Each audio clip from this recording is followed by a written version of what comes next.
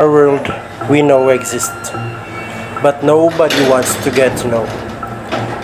Behind the bars is a struggle justice to survive, and only the strongest will survive. Their lives are always in somebody else's hand. Our country, the Philippines, which has 6% of the population is unemployed, in which the gap between the rich and the poor could hardly be bigger. The biggest problem is drugs, marijuana, crack, meth, which is available all over the country. Those who commit crime sooner or later will appear at the jails of the Philippines, which there are drug dealers, rapists, and murderers.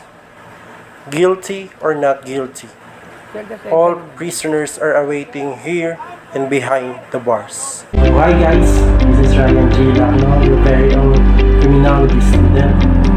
So for this vlog, we will tackle about the topic current situations of Philippine jails and prison amidst COVID-19 pandemic.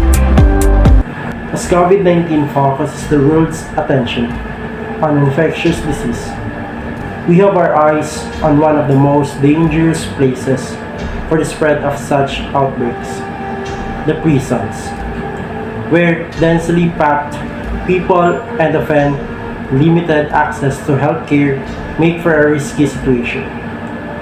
Causes overcrowding, poor ventilation and infrastructures, deficient health and hygiene and sanitation conditions favors the spread of infectious disease.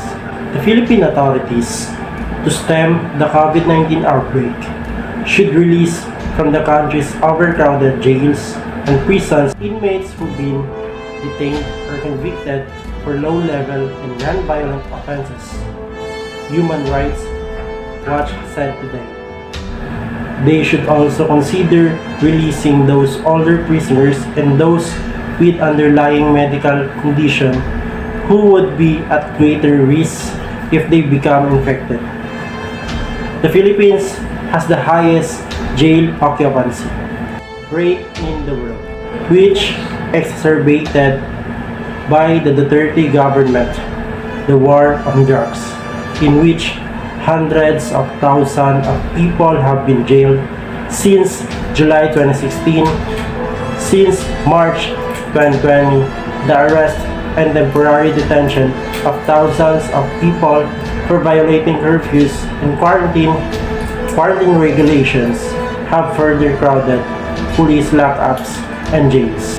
By that, social distancing is impossible in Philippine jails.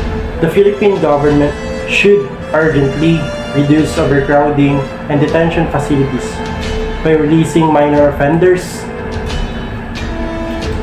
and prioritizing the release of older prisoners and those with underlying health at particular risk